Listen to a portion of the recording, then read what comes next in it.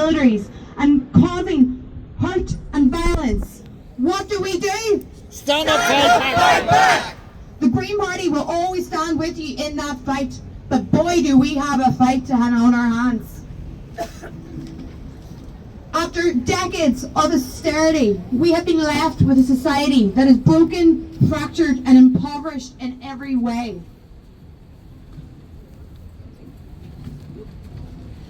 I'm concerned that people feel emboldened by what has been happening over recent months.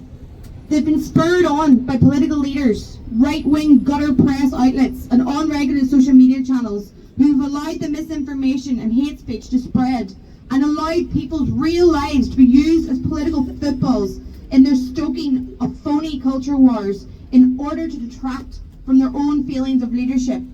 It is morally reprehensible to allow anyone in our society to be scapegoated for the failures of government. This chaos is not random. It is a direct result of political cowardice, broken promises, and refusal to confront hate, misogyny, and deprivation. What we've seen on our streets this week has been shocking and galling for all of us. Racist pogroms carried out by a baying mob, doors being marked, homes being attacked, and people terrified for their lives. And it's all live streamed to us by some who treat riots like a spectator sport for amusement.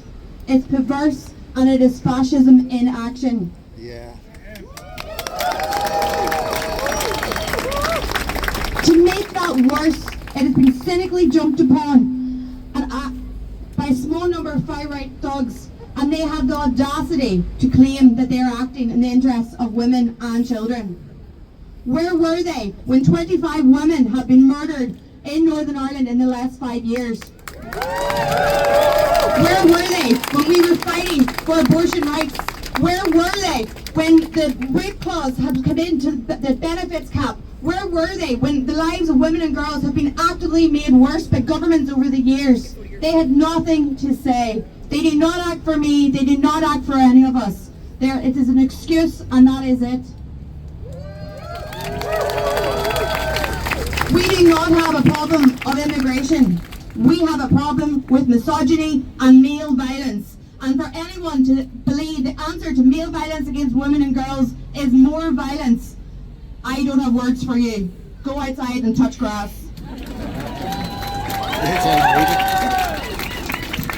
Biggest threat we face is from a government who are too lily-livered to stand up to the far right, to call out the genocide that's happening right in front of our eyes in Gaza, and to stop arming Israel. A government whose foreign policy continues to instigate and perpetuate instability in the Middle East, actively forcing people to flee their homes, yet making their own country a cold house for asylum seekers. We are not doing our fair share when it comes to asylum seekers, no matter what the right-wing rhetoric might try and convince you. We can and we should be doing more.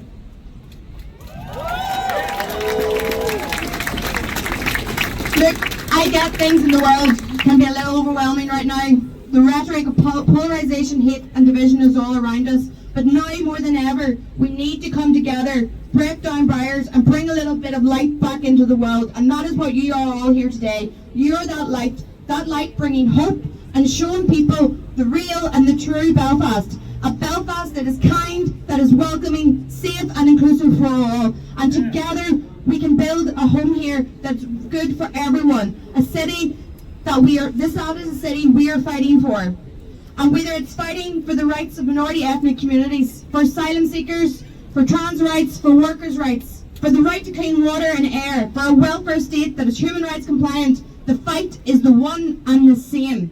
It's the same power and ideology rooted in the patriarchy, in colonialism and in capitalism that we are working against. The politics of domination, extraction and exploitation is done. There is another way, and together we can build that future for all of us. I'm going to leave it there, Belfast, but all I'm saying is keep doing what you're doing, keep speaking truth to power, keep agitating, keep organising, keep advocating, keep on standing up and fighting back. Thank you. Thank you very much, Áine.